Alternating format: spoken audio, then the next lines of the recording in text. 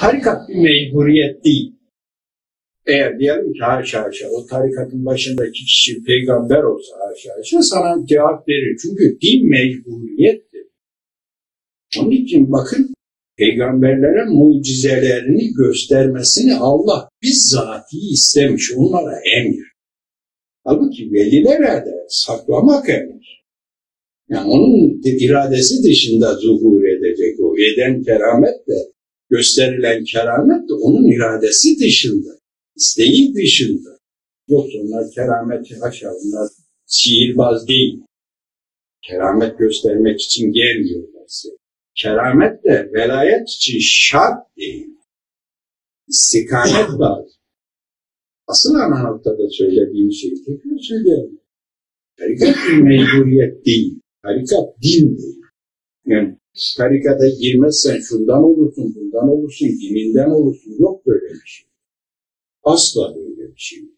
Yıllardır bak bununla istismar ettiler. Dediler ki, canım Allah Allah, tarikata girmeyen Müslüman değil mi? Kim dedi ya? Öyle bir şey söyleyen birisi mi var? Öyle bir şey mi söylendi sana? İnsanlar şunu bilecekler ki biz bir din tebliğ etmeye gelmedik. Haşa. Haşa böyle bir iddia yoktur. Böyle bir söz yoktur.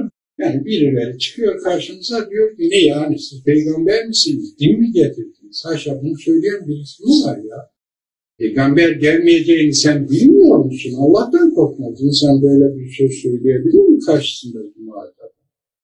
Veya sana tebliğ mi yapıldı? Sana illa geleceksin, ben peşinden gelmezsen şöyle olursun, böyle olursun mu dedi? Hayır.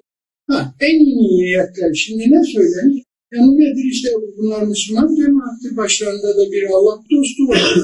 O zaman onların içerisine girersek kendimizi muhafaza etmemiz günahlardan daha kolay. Kendimizi kontrol etmemiz daha kolay. Bilmediklerimizi öğreniriz. Ve o cemaat ve o başlarındaki bir kontrol merkezi. Olur bizim için. Gidip huzuruna oturacağız.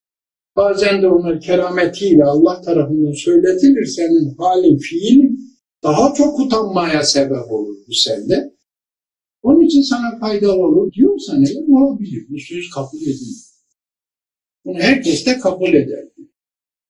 Ama bakın şimdi tarikatın şart olduğu bir noktaya geleceğiz. Kim insanlar için bunu demiyor. Velev ki bu cemaatin içinde bir kardeşiniz çıkıyor veya dışarıdan birileri geliyor bana diyor ki ben Allah yolunda ilerlemek istiyorum. Ben Allah'a ulaşmak istiyorum. Ben de o Allah'ın bahsettiği dostlarından birisi olmak istiyorum. Benim önceliğim cennet değil. Önceliğim Allah. Bu sözleri birileri söylüyorsa, terennüm ediyorsa, bunu kendine şiar edinmişse o sırada ona tarikat şarttır. Tarikatsız olmaz. Onun bir tarikat cemaatinin içerisine girip onlarla beraber olması lazım. Başında bir mürşidi kamil olması lazım. Yani sen bir yol soruyorsun bana. Diyorsun ki ben İstanbul'a nasıl gider gelirim? O İstanbul'a gidip gelmiş olan birisi bu yolu bilir ancak. Yani basit bir misal olarak veriyorum ben. Oraya gidip gelmemiş birisinin onu bilmesi mümkün değildir. Kitaplardan okuyarak o yolu bulamaz. Mecnun olarak belki bulursun da o zaman da çok çile çekersin. Çok sıkıntı çekersin. Bu zamanın insanı da o çilelere, o sıkıntılara katlanmaz. Katlanamaz.